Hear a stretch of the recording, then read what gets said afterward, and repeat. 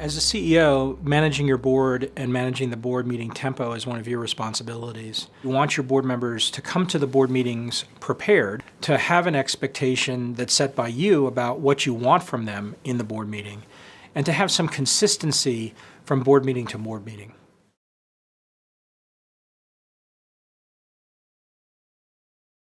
For many entrepreneurs, it's very effective to have frequent board meetings, maybe once a month, every 6 weeks, sometimes as frequently as daily. Most board meetings tend to be somewhere between 2 and 4 hours long, especially for early stage companies. As the companies get bigger, the frequency of the board meetings may decrease. So if you're a company that's on the way to going public, let's say, or a couple hundred people, you might find that you're having board meetings on a quarterly basis instead of every 6 weeks or every other month. The time of those board meetings, as you have them less frequently, can also start to expand. So you might find that previously 3 hours was enough for a board meeting, but now you need 5 or 6 hours for a board meeting. Allowing that to evolve over time is important, but every year setting that expectation as the CEO for what the board meeting tempo the following year is going to look like is key. Now, it's important to recognize that you don't have to only have board meetings when scheduled.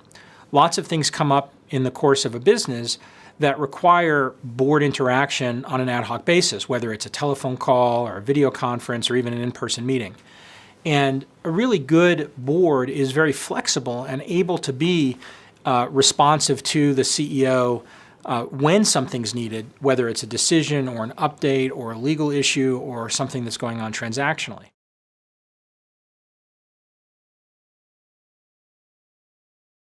The best board meetings are ones where all the board members come to the meeting well prepared with all of the material about how the company's been doing.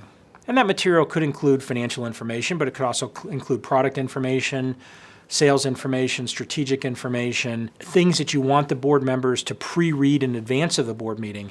The worst board meetings are the ones where for 2 or 3 hours, the CEO and the leadership team gets up and reports out to the board what's been happening.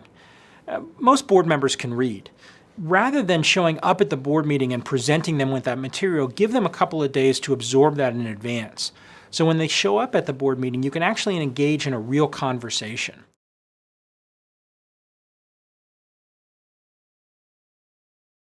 I think there's a couple of different kinds of expectations you can set with your board. One is your expectation around attendance and engagement. Do you expect the board members to be in person, or do you expect them to at least be on a video conference? Well, if it's at least on a video conference, you need to make sure that you've got the infrastructure to have a high quality video conference that's low friction for them to set up. What you really want is you want the board members to be in the moment and be fully engaged with you and your team during the course of the board meeting. But unless you explicitly state that, what you should expect is that you'll have plenty of board members with their iPhones out, periodically checking their email and seeing what's going on in their world. Defining in advance what those expectations are is important. But then the flip side of that is making sure that you hold yourself to a high standard in terms of communication. If you say you're going to send out the board package 72 hours in advance, do that. If you expect that everybody's going to be fully engaged for a 3-hour board meeting, make sure that every hour you have a 5-minute break. Manage the time of the board meeting. So the board meetings don't end up being 87 minutes about one topic and then 3 minutes about the 4 topics, 3 of which were way more important than the one topic that you spent 87 minutes on. So expectation setting goes both directions, but it also has to be managed. And the person that typically manages that in most companies is a CEO.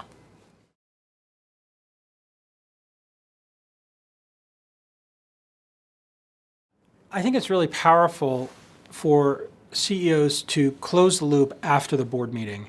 I think the CEOs who do send out a note to the entire board, playing back the key things that they heard, so that the board as a whole is on the same page in terms of the context of what was talked about and comes out of the board meeting, ends up setting a tone that's very constructive for the continued interaction around those issues. It also gives you a really good way from board meeting to reflect back on what was being discussed at the previous board meeting and what kind of actions were taken from that between the previous board meeting and today.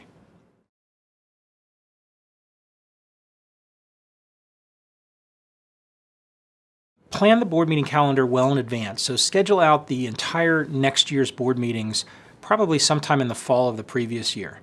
Your board members' calendars are chaotic, they change constantly. Make sure that you've got the time already allocated for your board meeting so everybody has an expectation. Other thing is make sure that you actually have a comfortable meeting.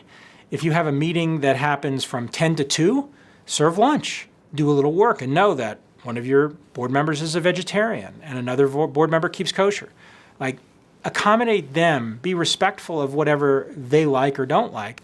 Make sure that you've got, simple things like coffee and juice and some sodas, and just 3 or 4 hours sitting in a stale room with nothing going on isn't a particularly comfortable tone.